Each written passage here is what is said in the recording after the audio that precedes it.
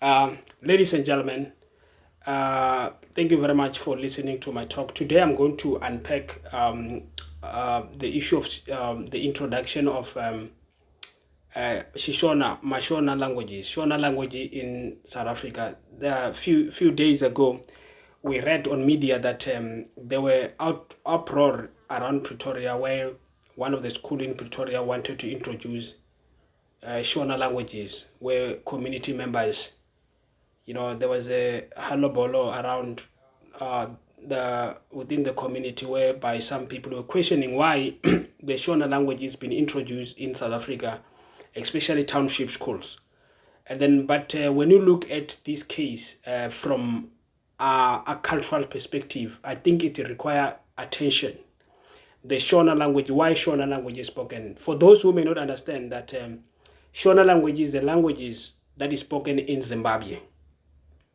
And then Shona languages is the languages that was actually, it's not an old languages. They called Mashona language, is not old. It's a combination of different dialects of people who live in Zimbabwe based on central Shonas. For instance, actually, a person who came with the theory of developing the so-called Shona languages was Professor Clement Duke from here in South Africa, from South Africa, I think one of the university in Gauteng. He's credited as being one of the first person to develop what he called first Shona alphabet.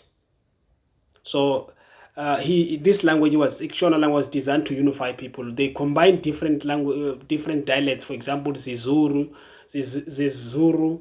Manyika, Karanga, and Ndau and Kwerekweres. These are the dialects that are found in Zimbabwe. Were combined together to have the so-called unified languages. The issue here is that why these languages be introduced in South Africa? Why Shona language is being introduced in South Africa? Now, this is it's a very surprising in the sense that in South Africa we have got languages like IsiNdebeles, that is one of Highveld languages. And Ndebele in South Africa, it's actually spoken in around Pretoria, in Limpopo, Mokopane, in Mpumalanga, Siyabuswa. This language does not have attention. People don't take it serious. Like, it's not actually, it's one of the neglected languages. But now it's surprising why the Shona languages is being introduced to our children. So what is the benefit of learning Shonas? This is very important. Maybe it would have been better if it was a Shangaan languages, because Xitsonga language is spoken in Mozambique, Zimbabwe, and South Africa. It's far better than Shona. Shona is only spoken in Zimbabwe. Now, even Chivenda in South Africa, the language that is close to Shona, that we have said is close to Shonas, it's Chivendas. Chivenda is spoken in Beitbridge in Zimbabwe. And then which is close to Venda in South Africa. But even Mashona people, the Venda people in Zimbabwe don't want to learn Shonas. Ndebele from Zimbabwe don't want to learn Shonas. The question is that if Ndebele and Shonas and Xhosa in Zimbabwe don't want to learn Shona, why it's been introduced in South Africa? You see, this is I understand that maybe Pretoria has large numbers of the Zimbabwean diasporas. But introducing Shona, whether it's a private or public school, I think this need to be debated, considering the fact that in South Africa, there are languages known as Sirolong is a dialect of Setswana, which is one of the oldest Setswana. Now, it's not considered. Nobody cares about it, So we also have Puting. It's not even taken serious. Not forgetting the language like Spulana. Spulana is one of the languages that is spoken in Mpumalanga, but how many people had somebody talking about Spulana? Not forgetting other dialects like Okilowedu, Bosibirwa. Nobody gives them attention. Now it's very shocking that people want Shona language to be taken, our children to learn Shonas. What is the point of learning Shonas in South Africa? Because it would have been better, maybe the Shona intellectual or those people at school, they try to do experiment in Limpopo, in Venda. And then they see if the South African had attention, because Venda is close to Mashona land. That would have been better. But introducing Shona in Pretoria when Shona never existed, no, it does not make sense at all. Let's focus on developing, or even Matabeleland. You can try experiment in Matabeleland. Now, I think the biggest problem here is that many South Africans don't understand what is a Shona, what is a Kalanga. They confuse South African people because of lack of history. They confuse the Shona ethnic identities and Kalanga. They are not the same thing. They are different. The Kalanga or Bakalanga are southern Bantu people that inhabit northeastern of Botswana. So Bakalanga people live in the northeastern of Botswana. They are also found among Mangwatus. Some of them, they live in Matebeleland. Some of them, they live in some parts of Limpopo. You get my point? Some parts of Limpopo. They call Bakalanga because they are people of the sun. Now, they are not Shonas. So the Shona is a combination of different dialects. Zizuru, like I said, Mandau, Gweregwere, Manyika, that Professor Duke combine those languages and come up with the idea of what's called Shona languages as a unifying languages. So I think some of South Africans, they tend to confuse these things because many South Africans actually think that maybe Shona and Kalanga are the same thing. No, they are not the same thing. We need to educate South Africans about these things because if we don't teach our children the truth about these languages, we may not have, our children are going to mislead. Because many children, when they hear about the Shona introduction, but maybe they introduce Shona because Shona Kalanga. No, there's a difference. There's a difference between Shona and Kalanga languages. Our people, South African, because we don't have knowledge about South African history, we should have at least go to Botswana. We ask people in Botswana to tell us what's the difference between Shona and Kalanga. They would have assisted us instead of embarrassing ourselves. Or we go to Matebeleland. You go to look at Matebeleland. You ask Ndebele people.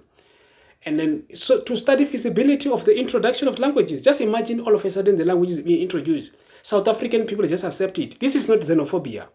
The truth is that the Shona and Kalanga are not the same languages. So because black South Africans don't know, yeah, we don't know. The Shona is not spoken outside.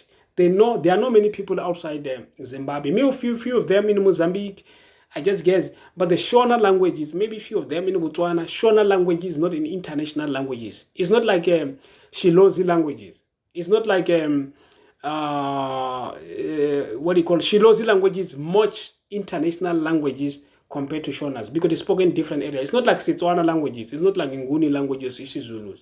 It's just as a dialect of it's just a language that is developed in Zimbabwe. It's not easy to sustain Shona language outside Zimbabwe, you know.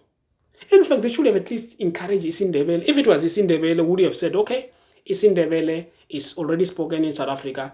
They can introduce it. Shona languages, no. And this thing should not happen again. People are laughing at us like, but South Africans are saying they're clever. They can't distinguish the difference between Shona languages and the Kalanga languages. Kalanga is a language that is spoken, it's found, the Kalanga people, they are found in northeastern Botswana. They are also found in Matebeleland. Some of them are in South Africa. Those are called Kalanga because they are people of the sun. I think some black politicians miss up here.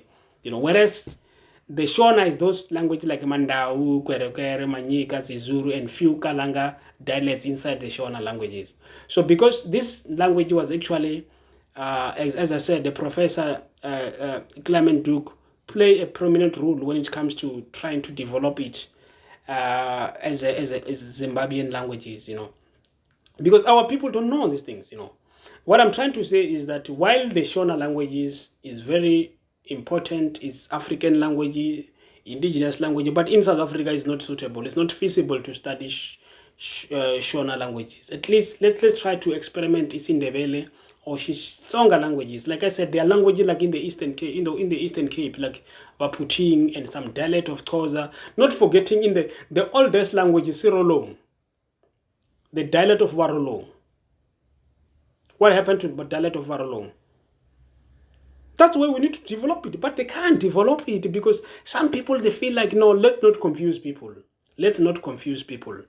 The Kalanga and the Shona are two different languages. So South Africa must understand these things.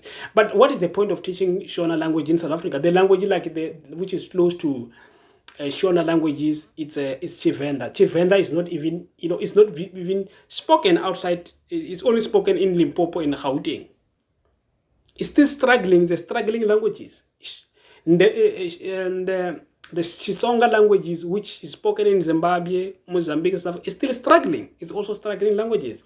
But what I'm trying to say is that when we come with this suggestion, I understand that the school governing body sometimes they act independently. Some of these schools are private schools, therefore they do have their own constitution. But if this place is close to the township, but what is the purpose of introducing these languages? What are you going to use the languages for? Maybe if it was a Tswana language or Nguni language, I would have said that if it's a Nguni language, international. Nguni language are international. You can go to different countries, southern parts of Africa. You can still be understood if you speak Sotho, Tswana, and Nguni language. But Shona language, no. They should have tried to develop it. The Zimbabwean people are supposed to develop Shonas in Matebele land. They develop it in among Venda people in Zimbabwe and Shonas. So that's and before they moved to South Africa. And when they moved to South Africa, they were supposed to do experiment of Shona language schools in Venda, where there are a lot of, probably the Shona may be akin. But even among Bavenda, there are different group of Bavenda people who are not Shonas. Banya Bakalanga are not Shonas. Abatauri,